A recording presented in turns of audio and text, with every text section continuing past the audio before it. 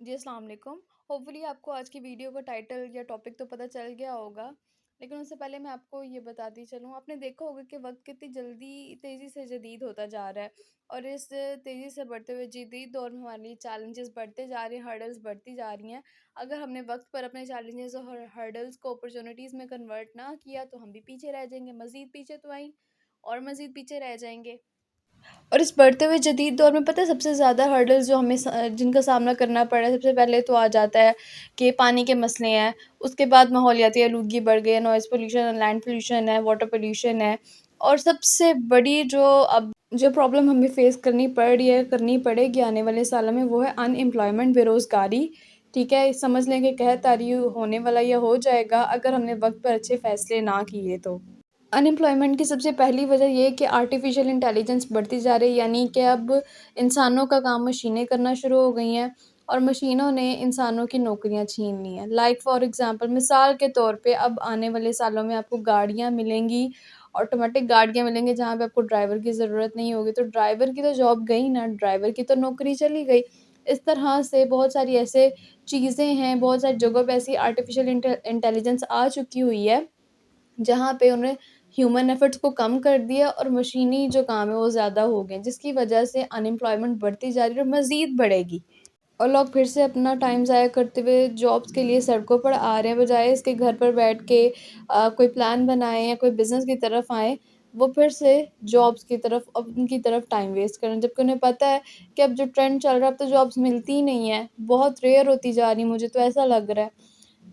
तो फिर ऐसी सिचुएशन में मैंने सोचा कि मैं अपने मुल्क के लिए या अपने मुल्क के लोगों के लिए क्या कर सकती हूँ, तो मैंने ये डिसाइड किया कि क्यों ना मैं अपने मुल्क के लोगों को बिज़नेस के बारे में बताऊँ, बिज़नेस से रिलेटेड इन्फॉर्मेशन प्रोवाइड करूँ, बिज़नेस प्रोजेक्ट प्रोवाइड करूँ, क्यों ना मैं उन्हें बिज़नेस की तरफ लेकर आऊँ। और यही वो मेन रीज़न था ऑनलाइन मार्केट को जॉइन करने का और मार्केटिंग टैक्टिक्स को जॉइन करने का और ऑनलाइन मार्केटिंग में एज़ अ सर्विस प्रोवाइडर के तौर पे काम करने का मेन मकसद मेरा यही था और यही है, यही रहेगा इंशाल्लाह। लास्ट वीडियोस में हमने ये डिसाइड कर लिया था कि हमारा मकसद है क्या, हम लोगों ने आगे क्या करना है, क्या इरादा है हमारा। बेसिकली वीडियो उन्हीं लोगों के लिए है जिन्होंने मार्केटिंग टैक्टिक्स पे काम करना है। जो मार्केटिंग टैक्टिक्स पे काम नहीं करना चाह रहे वो इस वीडियो को छोड़ सकते हैं, उनके लिए इतनी इंपॉर्टेंट नहीं है वीडियो, ठीक है। अच्छा, ज़िंदगी में मौजूद ना हर चीज़ का कोई ना कोई मकसद है, इसी तरह आपके अपने खुद के वजूद का कोई ना कोई मकसद ज़रूर है। तो उस मकसद को ढूंढें, अपने कीमती लम्हात को ज़ाया ना करें, गया वक्त वापस नहीं आता। अगर हम आने वाले सालों में या आने वाले 10 सालों में अपनी ज़िंदगी को बेहतर बनाना चाहते हैं या अपनी ज़िंदगी को जीना चाहते हैं, तो हमें उसके लिए अभी से एफ़र्ट्स करनी पड़ेंगी, अभी से उस चीज़ की तैयारी करनी पड़ेगी और ज़िंदगी को जीते वही लोग हैं जिनका कोई ना कोई मकसद होता है और ज़िंदगी बार-बार नहीं मिलती। अगर आपने पिछली वीडियोज़ को देखते हुए अपना ये मकसद बना लिया, अपना ये इरादा कर लिया और खुद से कमिटमेंट कर ली है कि मैंने मार्केटिंग टैक्टिक्स के साथ ही काम करना है और इन्हीं के प्रोजेक्ट्स के ऊपर काम करना है, तो बेसिकली ये वीडियो आप लोगों के लिए है। आप इसे कंप्लीट देखिएगा कि आपने किस तरह से मार्केटिंग टैक्टिक्स के साथ काम शुरू करना है। अच्छा, बहुत सारे लोग जो है ना जॉइन होने के बाद यही पहला सवाल करते हैं कि हम लोगों ने यानी ये मार्केटिंग टैक्टिक्स को जॉइन करने के बाद वो सबसे पहले यही सवाल करते हैं कि अब हमें ये बताएँ हमने काम शुरू कैसे करना है, ठीक है? स्टार्ट कैसे करना है, स्टार्ट कहाँ से लें, कैसे लें? तो ये वीडियो उन्हीं लोगों के लिए।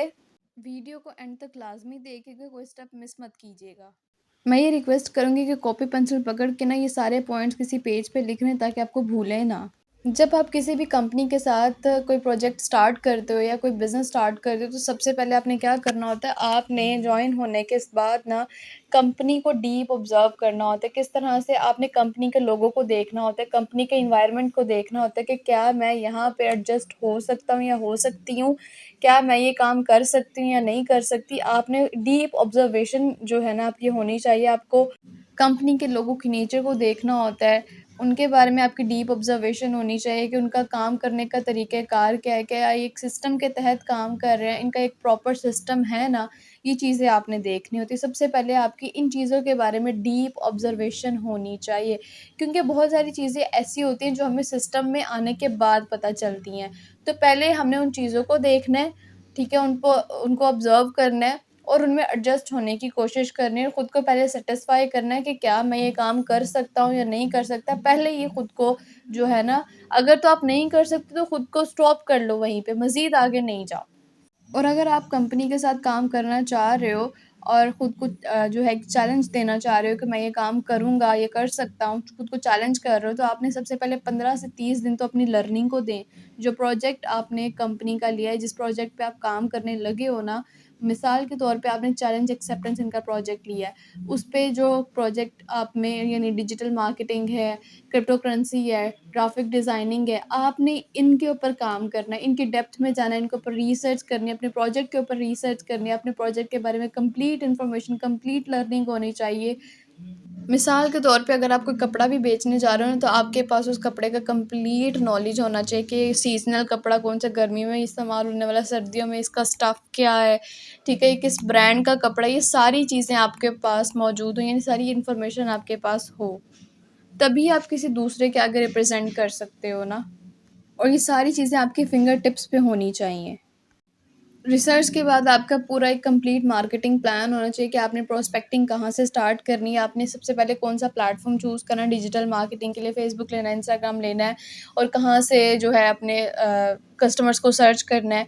ये एक कंप्लीट आपने मार्केटिंग प्लान बनाना है और सबसे पहले खुद से कमिटमेंट करनी है कि मैंने इस प्रोजेक्ट को 5 से 10 साल देना है, यानी जब तक आप कामयाब नहीं हो जाते हो तब तक आप इस प्रोजेक्ट को नहीं छोड़ोगे। ठीक है? खुद के साथ एक ट्रू कमिटमेंट करें। सक्सेस जो है ना कंसिस्टेंसी के साथ मिलती है। ठीक है? ये नहीं कि अभी 2 कश्तियों के सवार लोग कभी भी मंज़िल या किनारे तक नहीं पहुँचते, हमेशा डूबते हैं। एक कश्ती का सवार बनें और कश्ती को पार लगाएँ। ठीक है? तो जिस प्रोजेक्ट पे आप काम कर रहे हो ना, उस प्रोजेक्ट को टाइम दें। 5 से 10 साल एटलीस्ट खुद से कमिटमेंट करेंगे जब तक मेरा ये काम मुकम्मल नहीं हो गया, जब तक मेरा मैं अपने मकसद में कामयाब नहीं होऊँगा, मैंने ये काम नहीं छोड़ना। ठीक है? ये एक ट्रू कमिटमेंट खुद के साथ करें।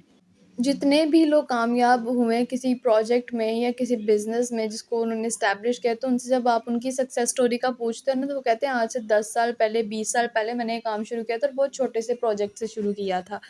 उस प्रोजेक्ट के ऊपर मैंने काम किया, मेहनत की, मज़ीद जो है दिन-ब-दिन मैं मेहनत करता रहा और मैंने कंसिस्टेंसी दिखाई, मैंने उस काम को छोड़ा नहीं, तो आज मैं इस मुकाम पे बैठा हूँ। तो सेम एज़ इट इज़ अगर आपने भी किसी मुकाम पे जाना है, अपने मकसद को पूरा करना है, अपने मकसद में कामयाब होना है, तो आपने कंसिस्टेंसी ज़रूर दिखानी है।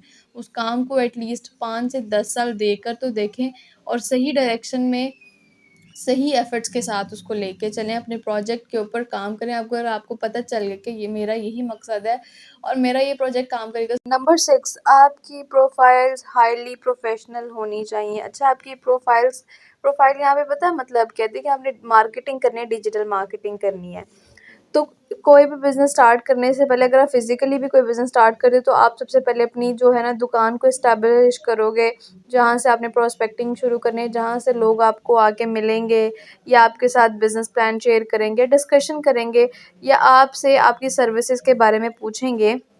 वो दुकान आपकी जो है वेल एस्टेब्लिश होनी चाहिए, तो उसका ये कि उसका बहुत इम्पैक्ट पड़ता है कस्टमर के माइंड के ऊपर। ठीक है? हमने कस्टमर के ऊपर अफेक्टिव होना है, अफेक्टिव होने के लिए हमारी प्रोफाइल प्रोफेशनल होनी चाहिए। इसी तरह डिजिटल मार्केटिंग बिजनेस करने के लिए हमारी जो मेन प्रोफाइल्स होती हैं जिससे हम प्रोस्पेक्टिंग करते हैं, लाइक अगर हम फेसबुक से प्रोस्पेक्टिंग कर रहे हैं तो हमारी फेसबुक की प्रोफाइल हाईली प्रोफेशनल होनी चाहिए। वो क्या, आपका पूरा बायो अपडेट हुआ हो, आपने क्या कब क्या किया है, अपनी डिफरेंट प्लेटफॉर्म यानी इंस्टाग्राम को लिंक करें फेसबुक के साथ, ताकि वो आपको डिफरेंट प्लेटफॉर्म पे सर्च कर सके। कम से कम डेली बेस पे आपकी 3 से 4 पोस्ट अपने बिजनेस से रिलेटेड तो होनी चाहिए आपके फेसबुक प्रोफाइल पे। ठीक है? और वहाँ पे आपको लीड भी चाहिए, वो लोग भी चाहिए जो आपकी पोस्ट को लाइक कर रहे हों, जो आपको जो है फीडबैक दे रहे हों। ठीक है? तो ये आपने खुद देखना है कि आपने अपने अकाउंट्स की ट्रैफिक को किस तरह से बढ़ाना है और अपनी अकाउंट्स में कम्युनिटी को किस तरह से टारगेट करना है। आपके कंटेंट बहुत मैटर करते हैं और सबसे अच्छी बात ये कि आपकी जो प्रोफाइल के ऊपर आपके कंटेंट के साथ-साथ जो आप ऐड लगाते हैं ना, वो भी बहुत मैटर करती है। तो मेक श्योर कि जो आपकी ऐड है ना, वो थोड़ी प्रोफेशनल टाइप की हो। ठीक है? और आपके बिज़नेस से रिलेटेड ही हो।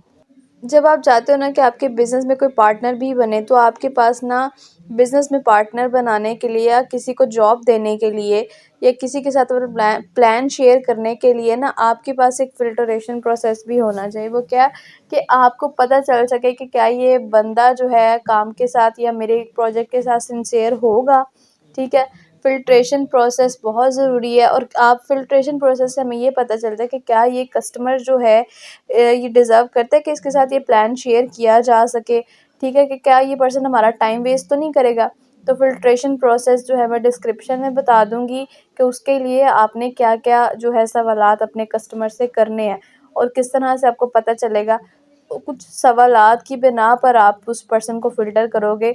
आपने सबसे पहले उसका नाम नाम पूछा, नाम पूछने के बाद आपने मुझसे कुछ सवालात करने हैं, वो क्या सवालात है वो भी बता दिए जाएँगे और उसके बाद जो है ना आपने उसको एंड तक जो है लेके जाना है एक यानी जो सही आप प्रोस्पेक्टिंग करते हो ना, उसको एंड तक जब आप लेके जाते हो ना, तो आपने देखना है कि क्या ये पर्सन आपके साथ-साथ ही चल रहा है, जैसे-जैसे आप इसको कह रहे हो, ये क्या ये वैसे-वैसे ही कर रहा है? अगर तो वो वैसे-वैसे कर रहा है, अगर वो अपना इंटरेस्ट शो कर रहा है, तो फिर डेफ़िनेटली आप उसको अपनी फ़ील्ड में लेकर आओ, उसके साथ अपना प्लान शेयर करो, उसको बिज़नेस के बारे में बताओ। अगर ऐसा नहीं है, वो कहीं पे आपको फ़ीडबैक नहीं दे रहा, कहीं पे आपको आपके साथ कॉन्टैक्ट में नहीं है, तो आपने उस पर्सन के ऊपर ज़्यादा टाइम वेस्ट नहीं करना, अपने नेक्स्ट पर्सन के ऊपर मूव करें, अपने नेक्स्ट कस्टमर की तरफ जाएँ और अपने नेक्स्ट पार्टनर की तरफ जाएँ, ठीक है? यानी अपने नेक्स्ट मार्केटर की तरफ जाएँ। जैसे कि जॉब करने के लिए ना सबसे पहले आपको इंटरव्यू देना पड़ता है, सेम एज़ इट इज़ यहाँ पे पर्सन को मार्केटिंग टैक्टिक्स जॉइन करने से पहले कुछ प्रोसेस से गुज़रना पड़ता है। कुछ प्रोसेस बनाएँ, कुछ स्टेप्स बनाएँ कि सर आपको इन स्टेप से गुज़र कर जो है मार्केटिंग टैक्टिक्स को जॉइन करना पड़ेगा, फ़िल्ट्रेशन प्रोसेस। उसमें से एक जो सवाल आपने उनसे ये भी करना है कि उन्होंने किस तरह से हमें हमसे कॉन्टैक्ट किया है, किस ऐप से यानी फ़ेसबुक है वो किस तरह से करना है वो भी मैं आपको बता देती हूँ, डिस्क्रिप्शन में मैं लिख दूँगी। How did you came to know about us, like from which social app or which from friends or which social app like Facebook, Instagram, YouTube इस तरह के सवाल करना है, लिंक्डइन है तो वो जब आपको बताएँगे ना कि उन्होंने आपको या तो फ़ेसबुक से अप्रोच किया है या यूट्यूब से या इंस्टाग्राम से, तो आप उसको कहीं पे अपनी साइट पे लिख लें ताकि आपको पता चले कि आपको ज़्यादा लीड्स कहाँ से मिल रही हैं। फिर आपने देखना है कि मुझे फ़ेसबुक से ज़्यादा लीड्स मिल रहे हैं, मुझे वहाँ ज़्यादा जो है टारगेट करना है ऑडियंस को। तो इस तरह से आपको ये चीज़ें पता चलेंगी। यानी कि आपने ये देखना है कि आपको ज़्यादा कस्टमर्स किस प्लेटफ़ॉर्म से मिल रहे हैं। उसके बाद नंबर 8 पे है सर्च मार्केटर्स। आपने मार्केटर्स को सर्च करना है, आप उन लोगों के ऊपर टाइम वेस्ट नहीं करो, यानी फ़िल्ट्रेशन प्रोसेस के बाद आपने मार्केटर्स को देखना है।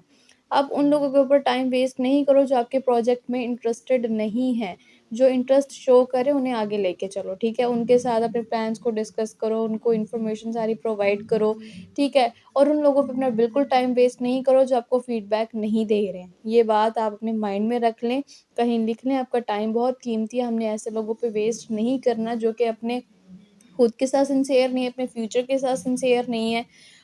नंबर 9 पे आपकी कम्युनिकेशन स्किल्स कैसे इम्प्रूव होगी जब आप किसी के साथ बात करते हो, ठीक है? बात करने से आपकी कम्युनिकेशन स्किल्स बहुत ज़्यादा इम्प्रूव होते हैं। मार्केटिंग एक ऐसी फ़ील्ड है जहाँ पे चलती ही कम्युनिकेशन स्किल्स है। तो कोशिश करें अपनी कम्युनिकेशन स्किल्स को जो इम्प्रूव करें। देखें मैं ये नहीं कह रही हूँ कि आते ही आपके पास स्ट्रॉन्ग कम्युनिकेशन स्किल्स होनी चाहिए, लेकिन वक़्त के साथ-साथ खुद को बदलें। अपनी कम्युनिकेशन स्किल्स पे भी फ़ोकस करें और कैसे हैं कि जब आप किसी पर्सन के साथ कॉल पे बात करते हो, टेक्स्ट पे बात कर रहे हो, वॉइस पे बात कर रहे हो, तो आपकी कम्युनिकेशन स्किल्स बहुत मैटर करती हैं। ये हाईली प्रोफ़ेशनल कम्युनिकेशन स्किल्स होनी चाहिए और इनके ऊपर डिफरेंट वीडियोज़ बनी हुई हैं, यूट्यूब पे मटीरियल अवेलेबल है, आप उन्हें देखें, इनके बारे में पढ़ें कि किस-किस तरह से आप अपनी कम्युनिकेशन स्किल्स को इम्प्रूव कर सकते हो, स्ट्रॉन्ग कर सकते हो।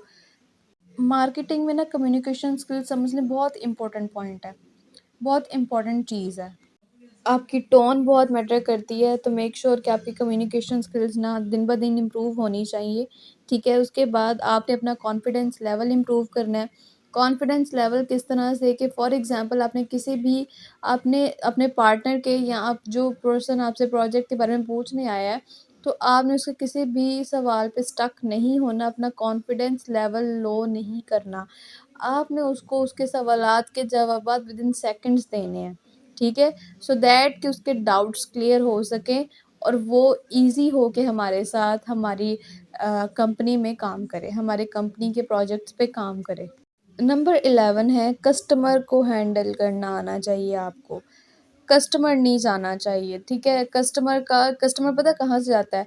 जब आप उसके डाउट्स को क्लियर नहीं कर रहे होते, जब आप उसको लर्निंग प्रोवाइड नहीं कर रहे होते, जब उसे काम की समझ नहीं आ रही होती, कस्टमर तब जाता है। वरना कौन सा पर्सन है जो बिज़नेस नहीं करना चाहता, वो भी इतनी कम अमाउंट में, ठीक है? तो आपने कस्टमर को हैंडल करना आपको आना चाहिए। अपने हैंडलिंग कस्टमर भी एक पूरा टॉपिक है, इसको भी आप यूट्यूब पे सर्च कर सकते हो, गूगल पे जाएँ, इसके बारे में सर्च करें कि हम कस्टमर को किस-किस तरह से इंस्पायर कर सकते हैं, हैंडल कर सकते हैं, ठीक है? इसके बारे में भी सर्च करें, उसके ऊपर अपनी एक कंप्लीट रिसर्च बनाएँ।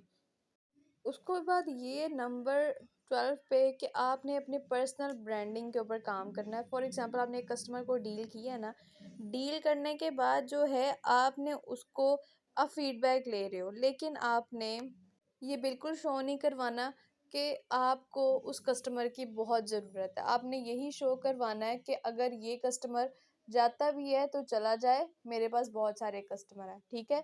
तो पर्सनल ब्रांडिंग यही है कि खुद को ब्रांड बनाए, ठीक है? वो कहते हैं ना कि किसी एक के आने या जाने से दुनिया बदल नहीं जाती है, तो सेम एज़ इट इज़ एक कस्टमर जो है हम पे इतना इफ़ेक्टिव नहीं है, यहाँ पर इतना वो मायने हमारे लिए इतना वो मायने नहीं रखता, हमने उसे ये शो करवाना है। और उसके साथ-साथ ये भी शो करवाना है वो किस तरह से हमारे पास जी ऑलरेडी बहुत कस्टमर्स हैं, वो किस तरह से आप शो करवाओगे, वो भी वक़्त के साथ-साथ आपको खुद ही समझ आ जाएगी कि जब आप एक कस्टमर को प्रोफ़ेशनल वे में डील कर रहे होते हो ना और उसके फ़िज़ूल किस्म के सवालात का जवाब नहीं दे रहे होते हो, तो उसे समझ आ जाती है कि ये बंदा प्रोफ़ेशनल है। इसने मेरे साथ एक प्रोफ़ेशनल वे में बात की, फ़िज़ूल कोई बात ही नहीं की है।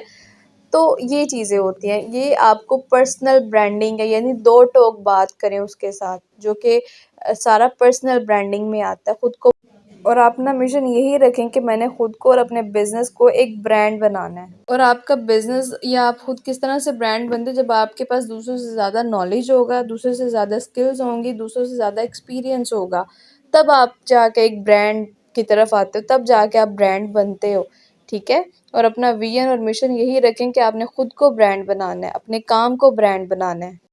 टाइम मैनेजमेंट बहुत ज़्यादा ज़रूरी होती है, ठीक है? किसी भी काम को करने के लिए ना, लेकिन कहा जाता है, मैं जो ये चीज़ समझती हूँ ना, कि अपने बिज़नेस को अगर आपको 24 घंटे भी देने पड़ रहे हो तो आप दो। अगर आपको पता है कि आने वाले सालों में मैं इस बिज़नेस से अपनी लाइफ़ को चेंज कर सकता हूँ, तो 24 घंटे भी कम है। लेकिन उसके बावजूद टाइम मैनेजमेंट बहुत ज़्यादा ज़रूरी है कि आपने कितना टाइम कस्टमर्स को देना है, कितना टाइम आपने पर्सनल ब्रांडिंग पे लगाना है, कितना टाइम आपने प्रोस्पेक्टिंग में लगाना है, ये सारी चीज़ों को आपने खुद मैनेज करना है, ठीक है? तो इन्हें साथ-साथ लेके चलना है।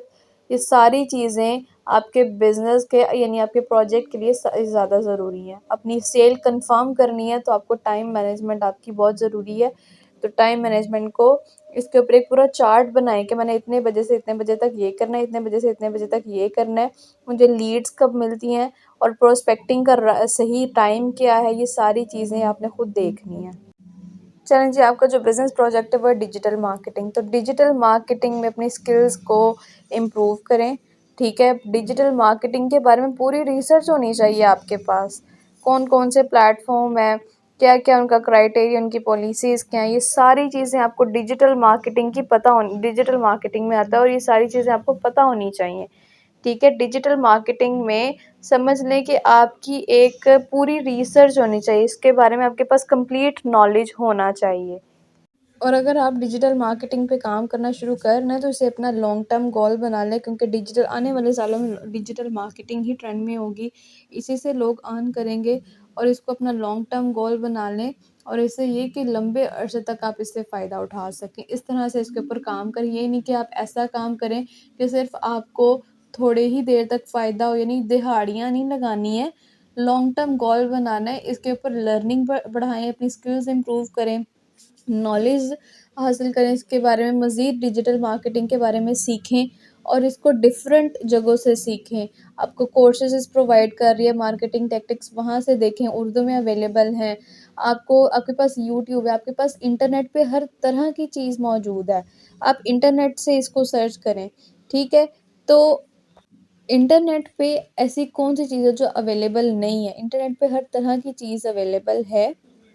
और कोशिश किया करें उसे डिफरेंट प्लेटफ़ॉर्म पे सर्च किया करें, गूगल पे देखा करें, यूट्यूब पे देखा करें, इसके बारे में पढ़ा करें। फिर आपके पास कोर्सेज़ भी हैं, वहाँ से भी डिजिटल मार्केटिंग के बारे में देखें। और दिहाड़ियाँ नहीं लगानी है, दिहाड़ी लगाने से मुराद ये है कि आए और फ़ौरन से काम शुरू किया, सेल नहीं हो रही का रोना नहीं धोना, पहले इन चीज़ों के ऊपर अमल करें। जो आपको पॉइंट्स बताए गए हैं इन्हें लिखें, इनके ऊपर प्रैक्टिकली काम करें, ठीक है। और दिहाड़ियाँ लगाना बिज़नेस नहीं होता, वो तो फिर मज़दूरी हो गई ना। मज़दूरी नहीं करनी, एक पूरा बिज़नेस एस्टैब्लिश करना है। तो बिज़नेस एस्टैब्लिश करने के लिए पहले ख़ुद को ब्रांड बनाना ज़रूरी है, तभी आप अपने प्रोजेक्ट को ब्रांड बना सकते हो, ठीक है। और आपको ना प्रोस्पेक्टिंग करने के लिए ये चीज़ पता होनी चाहिए। फॉर एग्ज़ाम्पल अगर आपने कस्टमर फाइंड आउट करना है अपने प्रोजेक्ट के लिए या पार्टनर फाइंड आउट करना है, तो आपके पास इतनी स्किल्स होनी चाहिए कि आपने अपने कस्टमर्स को किस तरह से ट्रैक करना है, किस तरह से ट्रेस करना है और किस तरह से उसको फाइंड आउट करना है, ठीक है। प्रोस्पेक्टिंग बहुत मैटर करती है बिज़नेस के लिए, तो वो भी वीडियोज़ आपको यूट्यूब पे मिल जाएँगी, गूगल पे भी आपको इसके बारे में लिखा हुआ सब कुछ मिल जाएगा। आप उसे पढ़ें, उसे देखें। बहुत शुक्रिया आपके टाइम का। लास्ट पे बस यही कहना चाहूँगी कि in a world full of employees be a business person. इंशाल्लाह नेक्स्ट वीडियो में हम मज़ीद इस पे डिस्कशन करेंगे। तब तक के लिए अल्लाह हाफ़िज़ and good luck for the new journey.